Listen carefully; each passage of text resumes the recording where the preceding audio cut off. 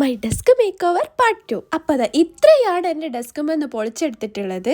ഈ ഒരു സ്റ്റേജിലായിരുന്നു എൻ്റെ ടേബിൾ കിടന്നിട്ടുണ്ടായിരുന്നത്. ഫുൾ അൽക്കൂത്തനയിലും നല്ലത് എൻ്റെ ആദ്യത്തെ ടേബിൾ തന്നെ ആയിരുന്നു കേട്ടോ. അങ്ങനെ ആദ്യം ഞാൻ വെള്ളമിട്ടൊന്ന് ക്ലീൻ ചെയ്യാമെന്ന് വിചാരിച്ചു. പക്ഷെ അത്ര അങ്ങോട്ട് ക്ലീൻ ആവുന്നുണ്ടായിരുന്നില്ല. പിന്നെ ഒരു സൈഡിൽ നിന്ന് നോക്കുമ്പോൾ ഇതുപോലെ ഇങ്ങനെ പൊളിഞ്ഞു വരുന്നു.